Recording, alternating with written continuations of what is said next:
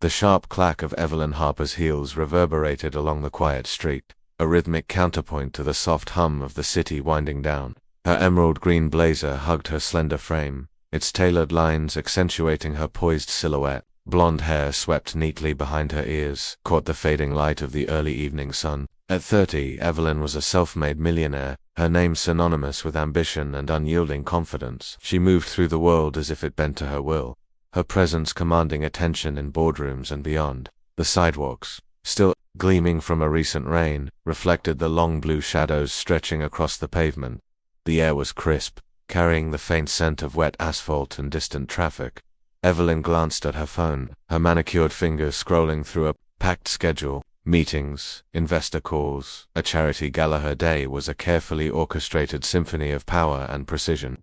She barely noticed the world around her, her mind already 3 steps ahead, calculating outcomes and strategies.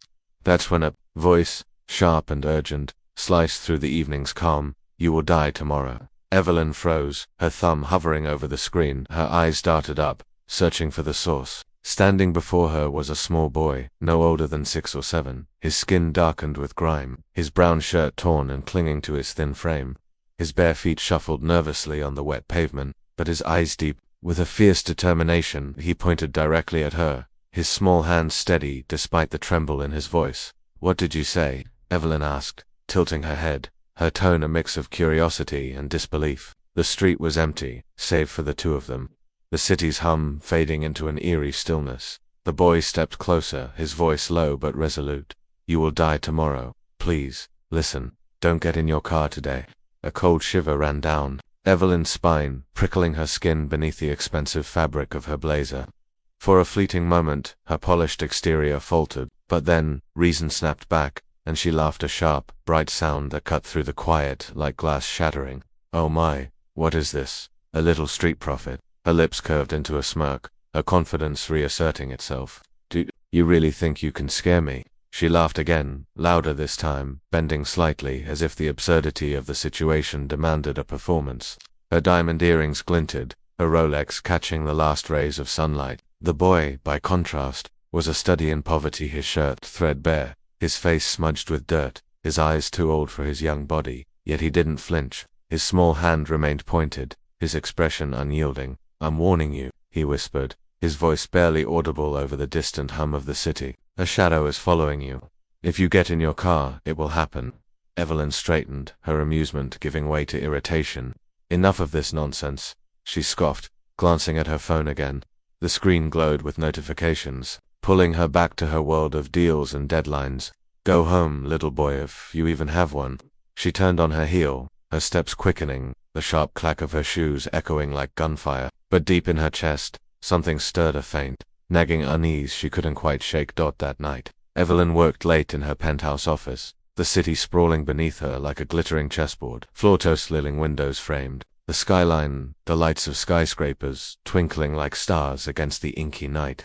She poured herself a glass of Pinot Noir, the deep red liquid swirling in the crystal as she shook her head, still amused by the boy's audacity. "Such superstition," she muttered to herself, sipping the wine. "Ridiculous." Yet, as she sat at her sleek glass desk, reviewing contracts and emails, the boy's words lingered like an unwelcome guest. "You will die tomorrow," she dismissed it again, chalking it up to the overactive imagination of a street kid, perhaps a ploy for attention or money. But the unease persisted, a faint flicker at the edge of her consciousness. Evelyn had built her empire from nothing. Orphaned at 16, she'd clawed her way through a world that offered no favors, turning a small tech startup into a global powerhouse. She thrived on control, unpredictability.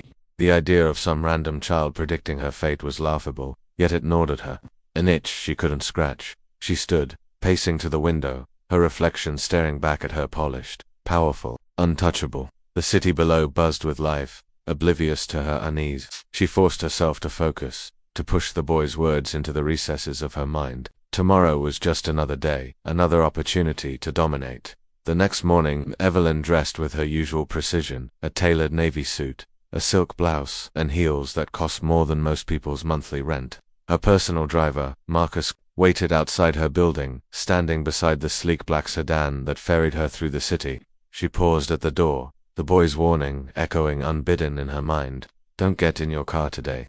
She shook her head, annoyed at herself for even entertaining the thought. Reason prevailed, as it always did. Let's go, she said firmly, sliding into the back seat. That the sedan merged onto the expressway, the city blurring past the tinted windows. Evelyn scrolled through her phone, her mind already on the client meeting that could secure a multi-million-dollar deal. The boy's words were a distant memory, buried beneath spreadsheets and strategy. Then, a deafening honk shattered the calm. Miss Harper, brace yourself, Marcus shouted. Evelyn's head snapped up. A massive truck barreled across the lane, its driver slumped over the wheel, the vehicle careening wildly. Tires screeched, metal screamed. The sedan swerved sharply, narrowly missing a concrete barrier. Evelyn was thrown sideways, her phone clattering to the floor as her heart hammered in her chest. The truck roared past, mere inches from crushing them. For a long, agonizing moment, the world was chaos in silence. Evelyn's chest heaved with ragged gasps, her hands trembling uncontrollably. Marcus, gripping the wheel, glanced back at her, his face pale. "You're okay, Miss Harper?" She nodded, unable to speak, her pulse thundering in her ears. The boy's voice roared back to life in her mind. "You will die tomorrow. Don't get in your car today."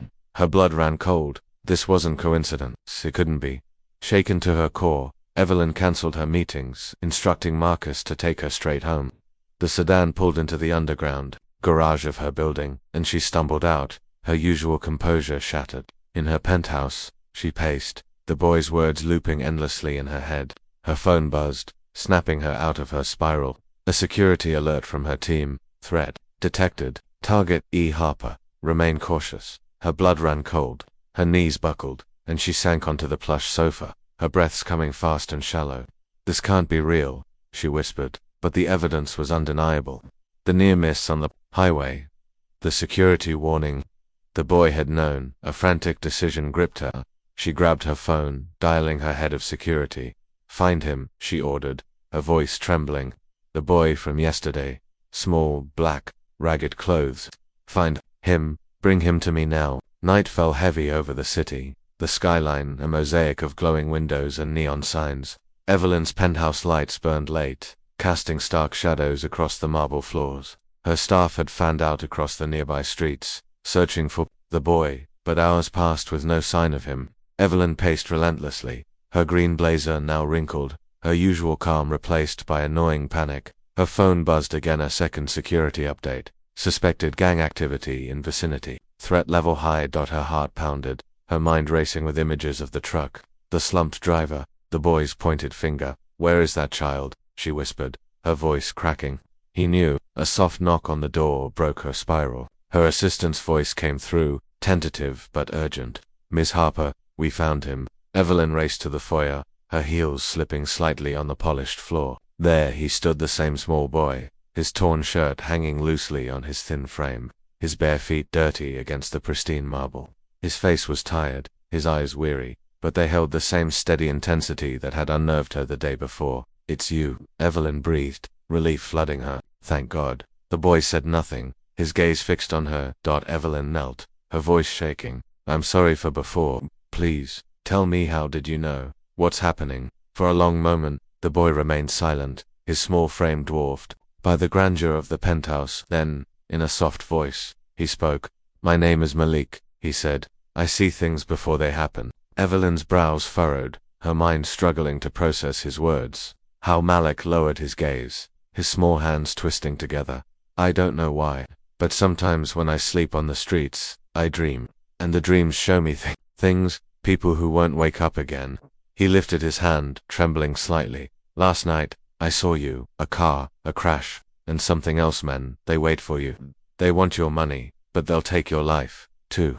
Evelyn's throat tightened, her pulse quickening. The close call on the highway, the security alerts, it all aligned too perfectly. "If I get in my car again tomorrow, I won't live," she whispered, repeating his words. Malik nodded, his eyes meeting hers. "Stay here.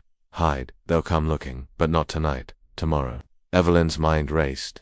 Hide. In her own home. The idea was absurd, yet the boy's certainty was unshakable. "Stay with me," she said suddenly, her voice firm despite the tremor in it. "Just for tonight." Malik hesitated, his small frame shifting uncomfortably. "I don't belong here." "You saved my life," Evelyn said, her tone unwavering. You belong here now. That night, Evelyn didn't sleep. She kept Malik close, her penthouse locked down under tight security. She'd given him a guest room, a clean set of clothes, and a meal, simple acts that felt inadequate in the face of what he'd done. Malik sat quietly, his small frame curled into an oversized armchair, a blanket draped over his shoulders. Evelyn watched him, her mind a storm of questions. Morning came, grey and cold, the city shrouded in mist. A call from her head of security broke the silence. Miss Harper, 2 suspicious men were spotted near your car in the garage. They ran when approached. Evelyn's stomach dropped. She glanced at Malik, who sat quietly, his eyes fixed on the floor. He'd been right again. By noon, the police confirmed the men were part of a local gang, hired to stage a robbery that would have ended in her death. Without Malik's warning, she wouldn't have survived the day. Evelyn sat in her grand living room, Malik beside her, the blanket still draped over his shoulders. How can you see these things? She asked softly, her voice barely above a whisper. Malik's voice was quiet, almost fragile. I don't know. It started after my mum died. She was sick. We had no money. One night I dreamed she would go away. The next day, she didn't. His eyes shimmered, his small hands clenching the blanket. Since then, sometimes I just know. Evelyn's chest tightened, a lump rising in her throat. You've been alone ever since. He nodded, his gaze distant. A long silence stretched between them, heavy with unspoken pain. Finally, Evelyn reached out, gently taking his small hand. You'll never be alone again, she whispered, her voice thick with emotion. You saved my life. Now I'll take care of yours. For the first time, Malik's serious face softened, a faint glimmer of hope breaking through his guarded expression. Outside, the city moved on, unaware of how a small boy in rags had saved a millionaire from death and changed both their lives forever. In the days that followed, Evelyn threw her considerable resources into ensuring Malik's safety and future. She hired tutors, enrolled him in a private school, and secured a trust fund to provide for him. Her penthouse, once a sterile monument to her success, began to feel like a home, filled with the quiet presence of a boy who had seen too much but still carried hope in his eyes.